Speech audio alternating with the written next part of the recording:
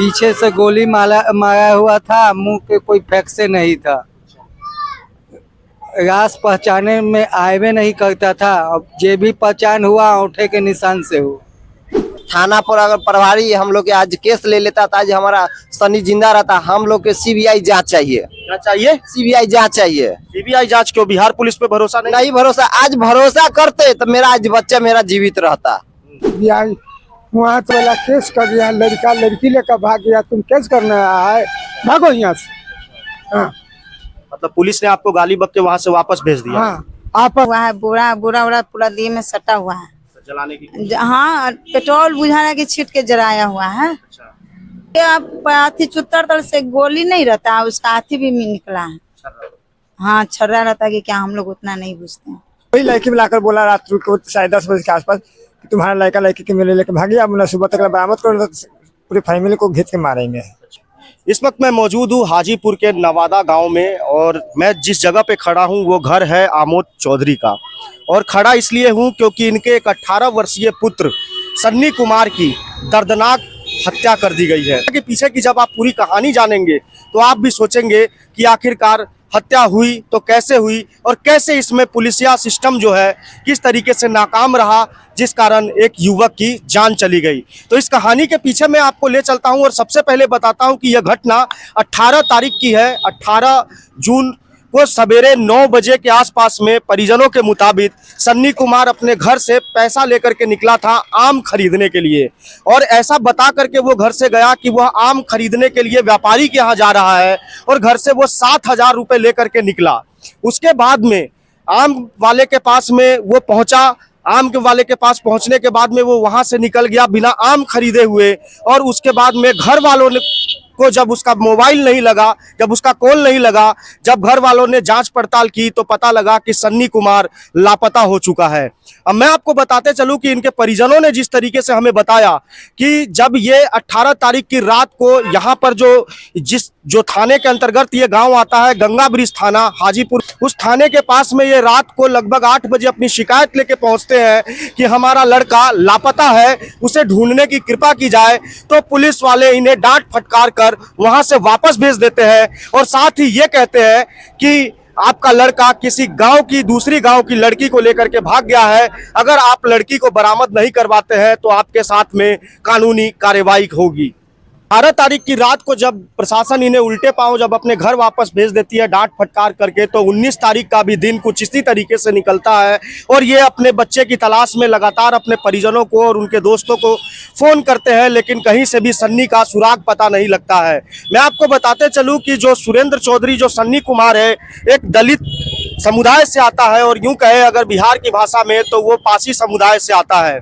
मैं आपको बताते चलूं कि जब सन्नी का कुछ अता पता नहीं लगता है, फिर उसके बाद में प्रशासन भी यहाँ पे आती है, और प्रशासन इनके घर पर आकर के धमका करके जाती है कि लड़की को जल्द से जल्द बरामद करवाइए, नहीं तो आपके घर पे बुलडोजर चलाएंगे। क्या ऐसा बोला गया था? क्या बोला गया था? तो ये इसके बाद में ही बगल के ही रहने वाले जो लोग थे, जो लड़की पक्ष के लोग बताए जा रहे हैं, उन लोगों ने आकर के भी आपके घर पे धमकी दी। क्या बोला था उन लोगों ने जो वहां आए थे रात को? तो उन्होंने क्या बोला था?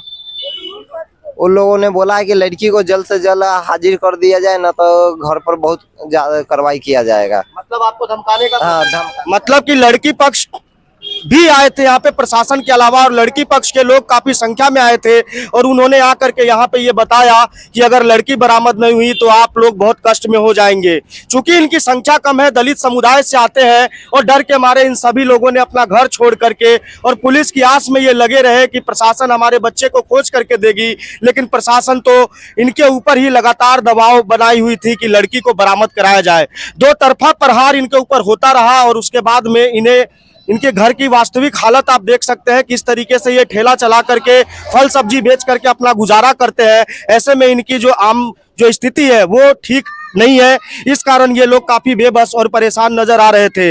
लेकिन बात तो तब बिगड़ी जब बगल के ही पड़ोसी जिले समस्तीपुर के शाहपुर पटोरी के पास में एक गांव पड़ता है, सिउरा चकसाहो के आसपास, और बताया जा रहा है कि मोहनपुर प्रखंड का वो गांव था।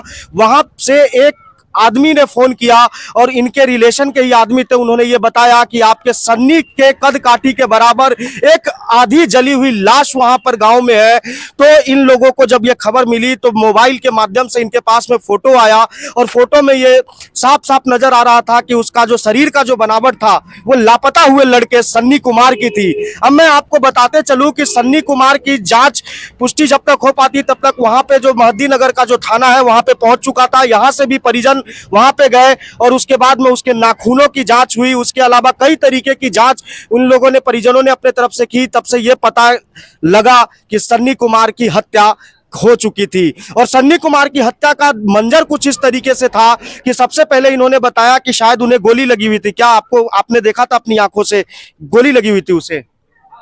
नीचे गिरा हुआ था गोली, पूरा सीना तो जड़ा हुआ था, तो हम लोग को उतना पता नहीं चला। सब में चोट है, सब में चोट है। अच्छा। हाँ। और लाश को जलाने की कोशिश की गई थी? हाँ, बोरा पूरा देह में सटा हुआ था, प्लास्टिक वाला बोरा है। मतलब प्रथम अगर इनकी बात माने और वहां के स्थानीय प्रशासन की अगर मैं बात मानूं तो सन्नी कुमार की हत्या कर करके उसे जलाने का प्रयास किया गया था। और परिजन ये बता रहे हैं कि जब आधी जली हुई जो लाश थी, उनके सन्नी के जो शरीर की जो त्वचा है उसके ऊपर हल्के हल्के बोरे जो है उसके दाग भी मिले हैं। तो ये बिल्कुल स्पष्ट होता है कि इस तरीके की हत्या को अंजाम दिया गया है एक सोची समझी साजिश के तहत।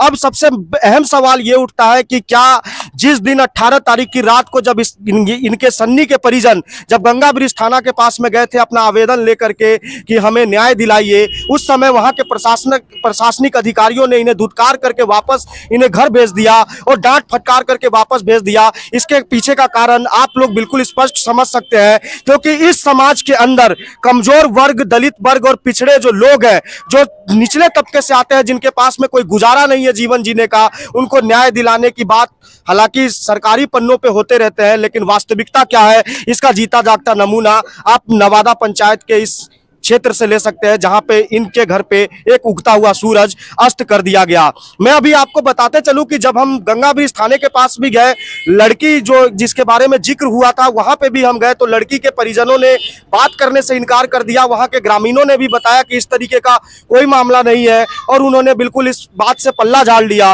और प्रशासन से हमने बात की तो प्रशासन ने यह बताया, चूंकि लड़की की तरफ से, लड़की पक्ष की तरफ से जो पहले आवेदन आ चुका था, इसलिए हमें लगा, प्रशासन का यह कहना था कि हमें लगा कि यह अफेयर का मामला है, लव अफेयर का मामला है। इस कारण हम लोगों ने लड़के पे दबाव बनाने की कोशिश की, लड़के के परिजन पे दबाव बनाने की कोशिश की कि उन्हें लड़की को बरामद कराया जाए। लेकिन पुलिस को भी इस चीज की बिल्कुल भी भनक न थी कि इस तरीके की अप्रिय घटना भी इस परिजनों के साथ हो सकती है। ये मृतक सन्नी कुमार की माँ है और इनकी हालत आप देख सकते हैं कि एक 18 साल का इनका जवान बेटा जो किसी न किसी तरीके से उसकी हत्या हो जाती है और इनके घर का जो आलम है वो आप कैमरे के माध्यम से देख सकते हैं।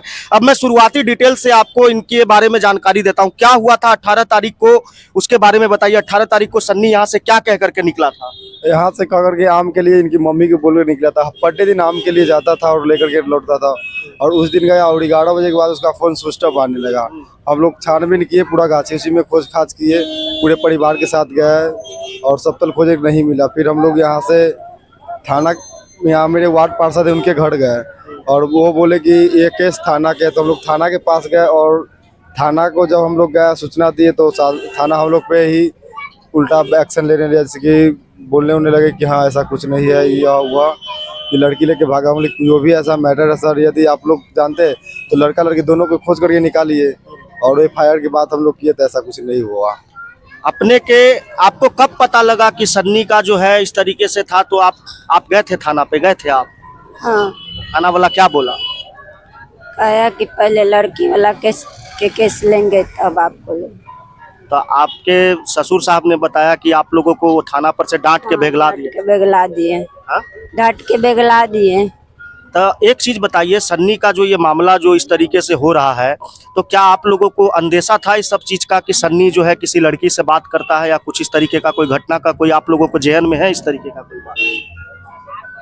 अब लड़का फड़का है, कथी करता है की जाए। सन्नी का जो है वो और भी दोस्तियारे रहे तो दोस्तियारे में उसको मम्मी बुला के बुलाते थे कि हाँ सन्नी दोस्त डॉक्टर कंजाला भाई कुछ करे लगे। फोन करते थे तो बुला के ले जाते थे। इस तरीके की घटना क्या हुआ था जब फिर उसके बाद में 18 तारीख को जब आपसे प्रशासन ने जब आपकी फरियाद नहीं सुनी, 19 तारीख को क्या पुलिस यहाँ आई थी? 19 या 20 तारीख को आपके घर पे? हाँ 20 तारीख को। 20 तारीख को पुलिस आई तो क्या बोली पुलिस? कि पहले लड़की के लाइए है ना तो सब घर तोड़ देंगे, घर पे बुलडोजर चलवा दे, ऐसा बोले थे। तो आप लोगों ने बोला नहीं कि हमारा लड़का लापता है, उसको ढूंढ करके लाइए? नहीं, हम नहीं, डर से नहीं बोले। डर से नहीं बोले आप? लड़की के तरफ से भी कोई उसके घर वाले, आपके घर वालों ने बताया, लड़के सन्नी के दादाजी आपके ससुर ने बताया कि लड़की के तरफ से भी गांव वाले आए थे बगल के गांव से, वो भी आप लोगों को धमकी दे करके गए थे, ये बात सही है? क्या बोल के गए? बोल के गए कि सब घर खाली करेंगे, सबका घर नहीं, खाली हाँ, खाली नहीं तो उठा कर ले जाएंगे। उठा के ले जाए, ऐसा बात है। अब आप क्या चाहते हैं कि सन्नी को न्याय मिलना चाहिए? क्या चाहते हैं? हाँ, न्याय मिलना चाहिए। न्याय मिलना चाहिए।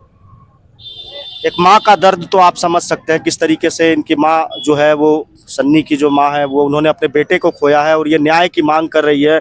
अगर वास्तविकता के तौर पे देखा जाए, अगर 18 तारीख की रात को जिस समय इनके परिजन सन्नी के घर वाले जब थाने पे गए थे, अगर उस समय आवेदन लेकर के प्रशासन अगर सही उचित कार्यवाही करती तो हो सकता था कि आप ये न्यूज़ भी ना देखते रहते और इनके घर का सूरज अभी भी जलता हुआ रहता, मतलब सन्नी कुमार जिंदा रहता। सबसे पहले आप मुझे ये बताइए कि आपके तरफ से जो आप लोगों को सूचना कैसे मिली सन्नी के बारे में?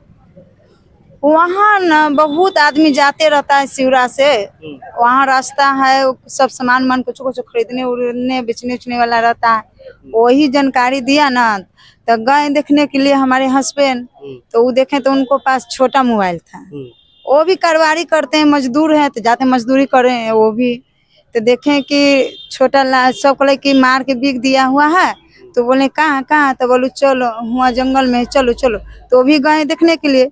तो गए तो उनको जानकारी था कि यहाँ का सरबेटा लगते हैं, तो वो फोन किए, यहाँ फोन आया तो ये लोग अपना हवर हवर करने लगे।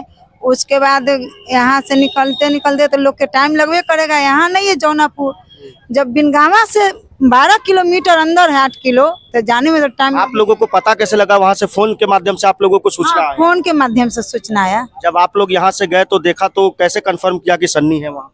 वहाँ हम लोग पैर के अंगूठा से मिलाए और उसके बाद पुलिस भी वहाँ का बोला, जे अनुसार आप लोग बतला रहे हैं बच्चे के, आपका 99% सही है, और उसके बाद चलिए अब वहाँ पोस्टमार्टम होगा, जे शक है से शक मिटा लीजिएगा। पोस्टमार्टम का रिपोर्ट है तो पोस्टमार्टम कराने आप लोग गए तो वहाँ डॉक्टरों ने कुछ कहा? हाँ गया है, सन्नी का भाई गया है। सन्नी का भाई कौन? अभी नहीं है, चाचा भी है, चाचा भी गया। आप भी गए? सन्नी के चाचा है, आप गए थे पोस्टमार्टम के लिए, तो वहाँ पे डॉक्टरों ने क्या बोला? डॉक्टर के कुछ नहीं बोला, बोला यही कि अपना लाश पहचानो। मैं कुछ निशान नहीं मिला, अंगूठा का निशान मिला, अंगूठा मिलाए, अंगूठा के आधार कार्ड के फिंगर मिला, यही मिला। तो मैं, सन्नी का शरीर कैसा था जब आप उसकी लाश ली, तो कैसा शरीर था? शरीर तो चिन्हने वाला रहबे नहीं किया था, पीछे से गोली मारा हुआ था, मुंह पे कोई फैक्से नहीं था,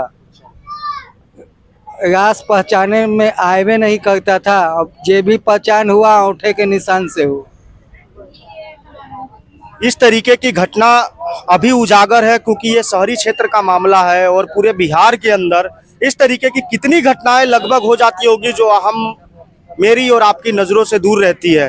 तो इस तरीके की जो कार्यवाही है, भले ही प्रशासन अगर सुशासन का वादा करती है, दावा करती है, लेकिन सुशासन जो है इस तरीके से न्याय दिलाने को लेकर के है। अगर एक हत्या हो गई एक दलित लड़के की, इसको लेकर के आप लोगों ने सुबह रोड जाम वगैरह भी किया था।